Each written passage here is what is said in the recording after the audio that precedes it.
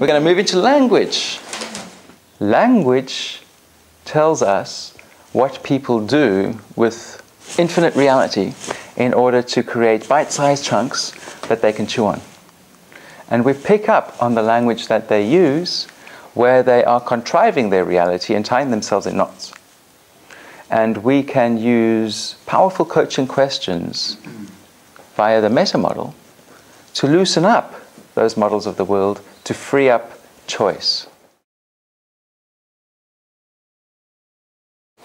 When Richard Bandler and John Grinder modeled Virginia Satir, they found that she was excellent at asking just the right questions to just the right person at just the right time. And when they modeled her work, they deconstructed it and found the language patterns she was using to gather information. They also found that clients would define their maps of reality by means of what we refer to as, in NLP jargon, universal modeling processes. Now these, and it's a question in your research paper, these are not a modeling process, nothing to do with modeling in NLP. So watch out. A universal modeling process is one of three things. Either a deletion or distortion or generalization. The three main ways in which we carve up reality inside our minds to create our internal representation. So the three universal modeling processes are deletions, generalizations, and distortions. That's one answer to your review. And Richard and John, upon modeling Virginia's work, at first thought, well, we've got the model. The process of getting clients to become more resourceful is all about delving into the details, getting the facts, getting specific about what it is. Because when clients become aware of that, they suddenly realize that they were making assumptions, they were either distorting the facts, generalizing the facts, or deleting information and making conclusions based on that, and that's what was causing their problems. So we've got to delve down, get the information pure, so that we can assist people to free up their thinking. And it is a good model for that.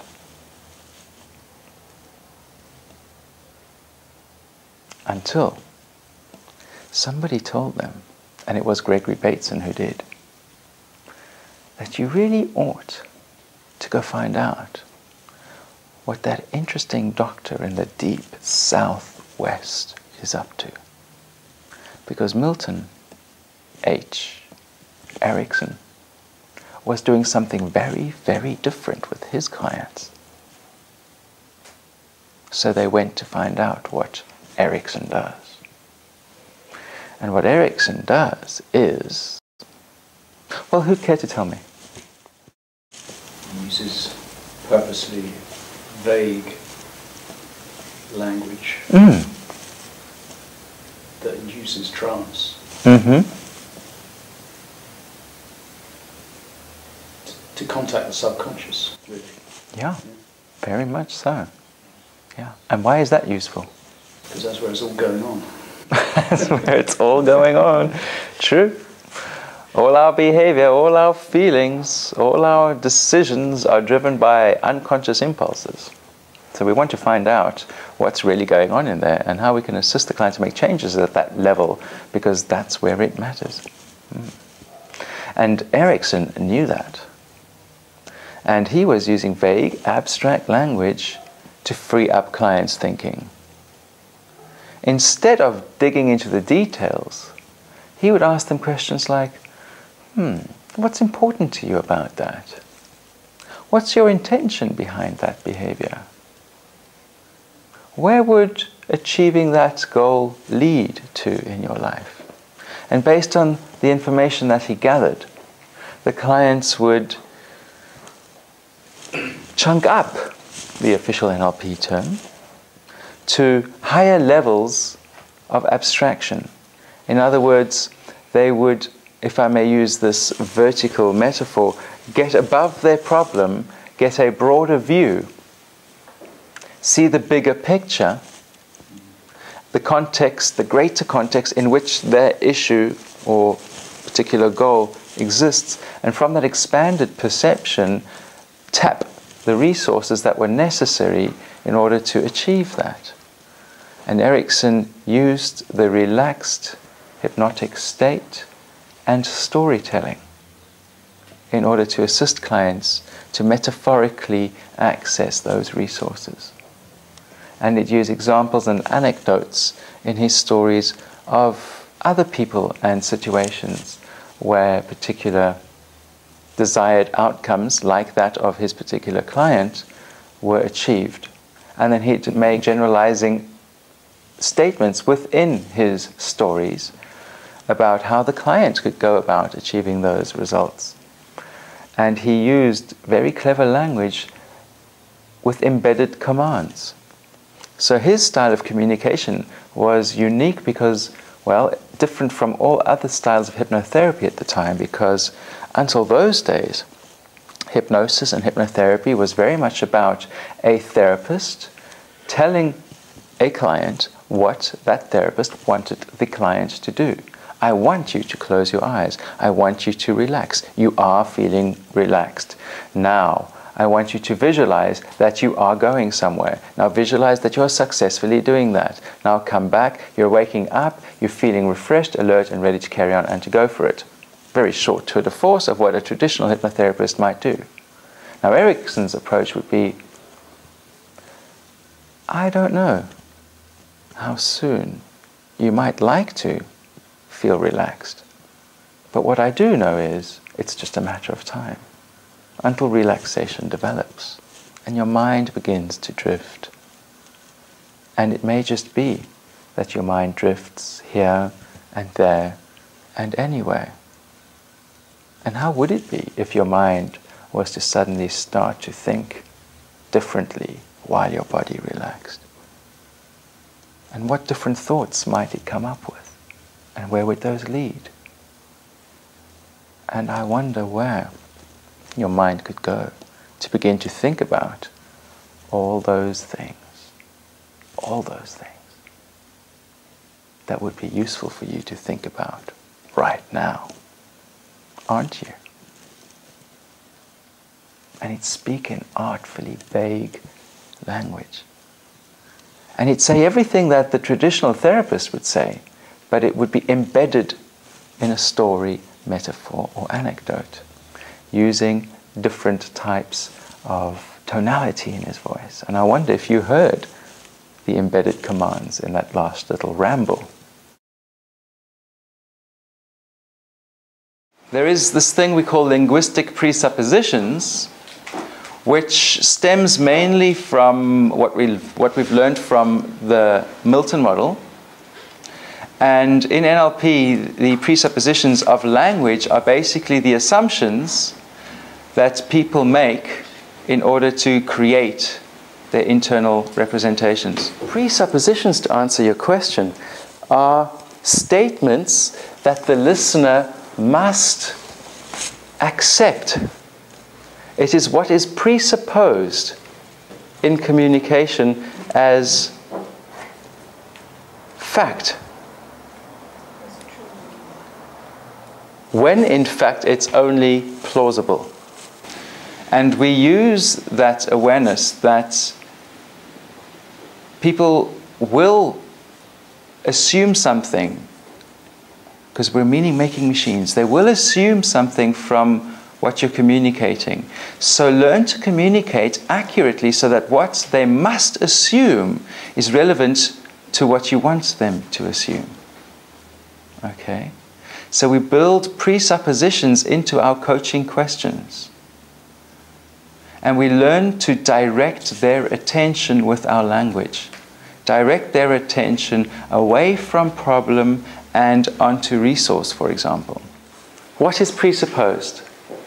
I'm wondering how soon you will begin to consider all the options that you haven't thought about yet, so that you can feel good about the change that you're going through right now, aren't you?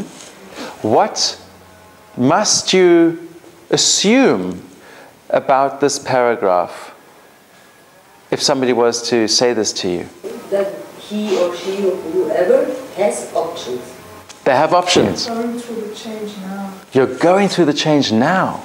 Now, if I was to say to you, you are considering the following, how do you want to respond to such a statement? The mismatcher personality, which I have a lot of, would say, no, I'm not. But if I say to you, I'm wondering how soon you will begin to consider, do you receive that differently? It's called depotentiating the conscious mind's resistance. It's getting the mismatcher out of the way. It's called conversational hypnosis as well. Because what I can do is I can embed this as a command. You haven't learned about embedded commands yet. That's hypnosis 1 stuff.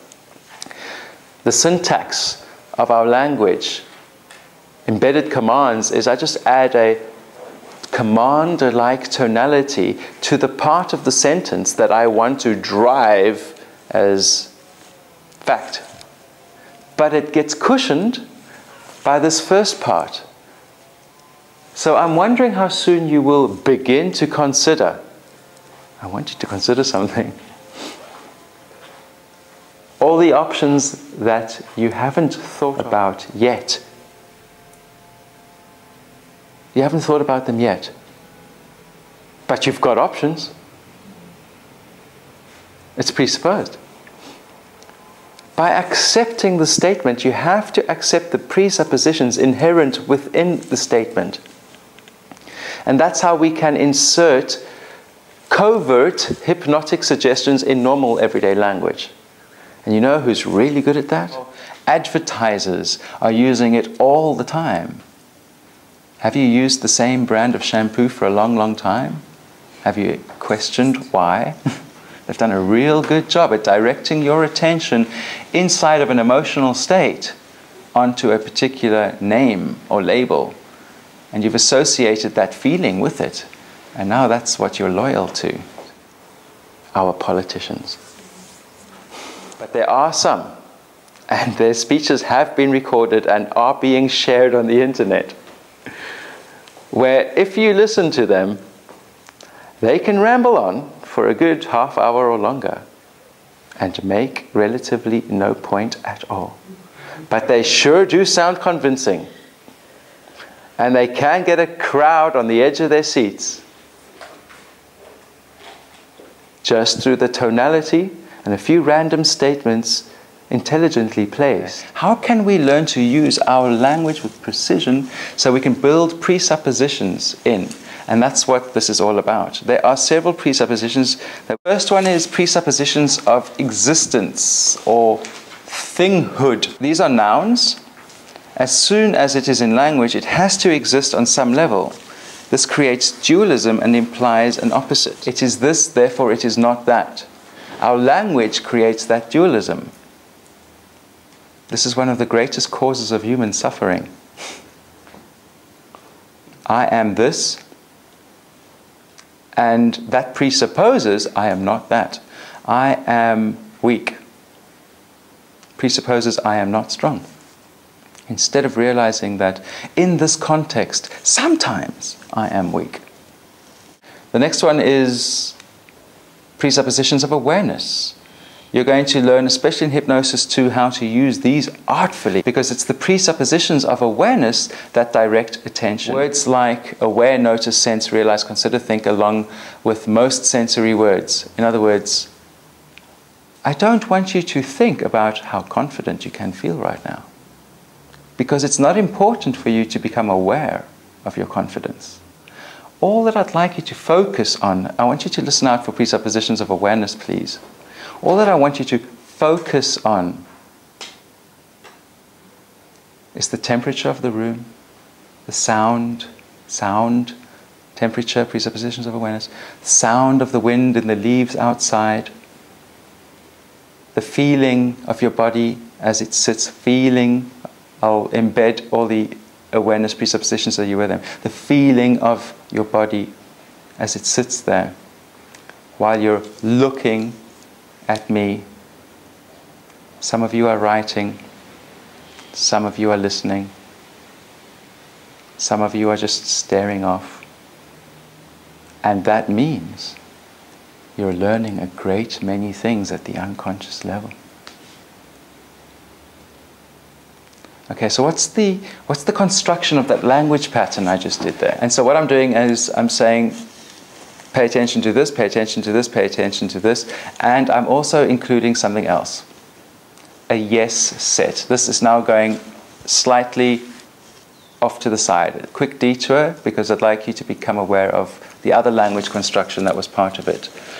It's useful to use presuppositions of awareness to direct attention, and also to make a few obvious statements to which the subject must agree.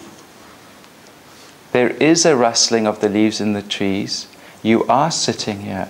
You are looking at me. Some of you are writing. And you're going like this. I'm getting an agreement frame. I'm eliciting a yes set. I'm saying things that are absolutely obvious while I'm directing your attention. And what I did was I directed your attention from outside to inside this room to inside your body. I'm focusing your attention inside on how you feel. It's a hypnotic trance induction, covertly. And then in the end, when I'm noticing indicators of trance, and I've got a buy-in, you're saying yes, and your attention's coming inside, then I'm saying something along the lines like, and you're learning a great many things unconsciously. Very clever conversational hypnosis. That's pacing and leading. It is also pacing. The yes set is a pace.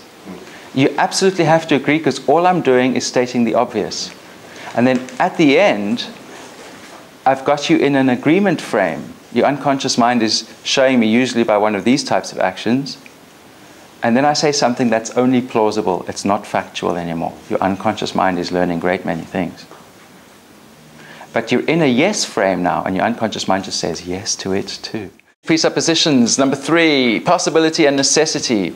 These are known as modal operators in NLP. There are two kinds. Necessity, and you'll hear that when they use words like, I should have, I have to, I must, I need to get this right, I'm supposed to be there on time, I really ought to lose weight. Impossibility. To possibility, you'll hear words like, I can do this, I'm able to this, I will, I want to, I choose, I decide, intend, can. Whenever you hear a modal operator of necessity, start thinking to yourself, really? Is that true? Is it always the case? Does it have to be the case? People tie themselves in knots using language, and you'll hear that they've tied themselves in a knot when modal operators of necessity come through. I had a client once, owner of a company, and it came through in every sentence. He had to take care of things. It must happen, it needs to, or else. And he was managing one big fat crisis, left, right, and center. When I brought it to his awareness that he is always focusing on what has to be done, or some big issue will arise, it was like a revelation to him. A mature man, but he hadn't realized that he was focusing so much on what needs to happen in order to avoid a crisis. So through our reframing process, he learned how to focus on modal operators of possibility instead, so that he had more choice. And he started using language like, I choose to do this because I want to experience the positive results, the outcome associated with doing it, rather than I have to do it to avoid a crisis. He became more productive and was a much more positive communication to himself, so he felt better. So when we notice that people are needing to, having to, must, we assist them in changing to, I choose to because I want the other result. Here come our friend, the exclusive and inclusive ors. This creates dichotomies and binary choices, this or that, but nothing else. So, and they're the basis of double binds, why clients find themselves in dilemmas. That's double bind. Damned if I do and damned if I don't. I really know I need to leave this relationship, but I can't face the uncertainty that will present itself if I do. So I don't know what to do. That's a double bind. Should I stay or should I go? An exclusive or always excludes the possibility of something else. Inclusive or would be, I want to go out for dinner. Shall we go for Chinese, or should we go to McDonald's, or should we go to the Thai restaurant? Yes. Can you see that it's including restaurants, and it's including the possibility of going out, but it's excluding certain of the restaurants? The reason why you would want to learn this as NLP practitioners is so that you can have fun with it. So when you go home and you know that, let's say you've got young children. Now, I haven't really tried this one on myself because I haven't got that far in my life. But try it for fun. Would you like to tidy your room or go for a bath first? What does it presuppose? You won't think they're going to do both. As I'm saying. At least not my kids. You've got the experience. I hail to that. They're going to think that if they went for the bath, they don't have to tidy their room. Yeah. Usually included there would be a threat. Or else. Or a reward. You can either tidy your room or have a bath first, whichever you want to do. Do you want to tidy your room first or second? Yeah. Yeah, work. Nice. Now, are you paying by check or card?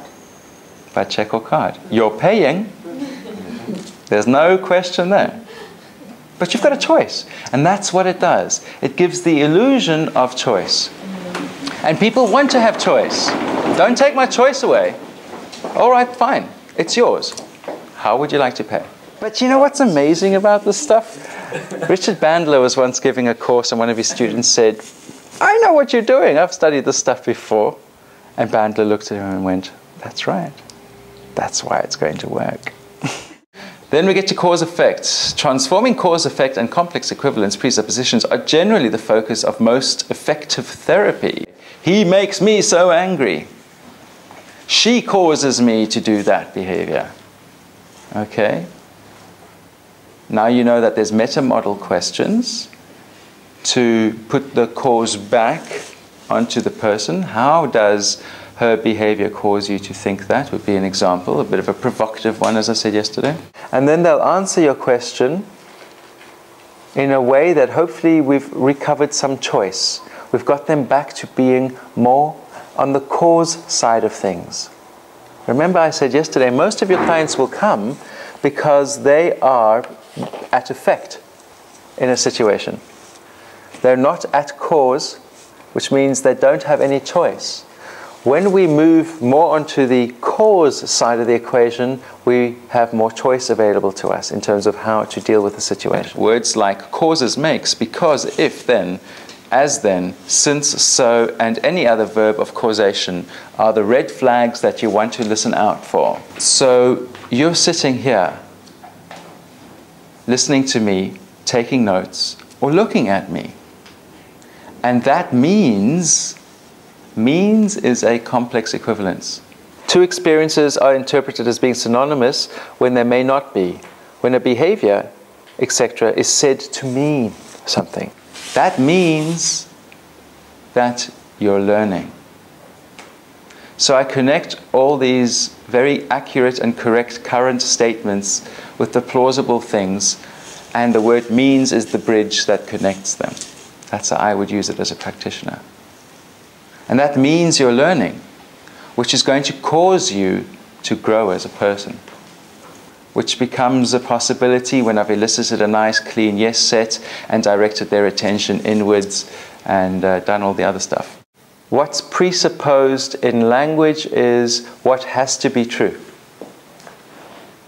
for you to accept the communication.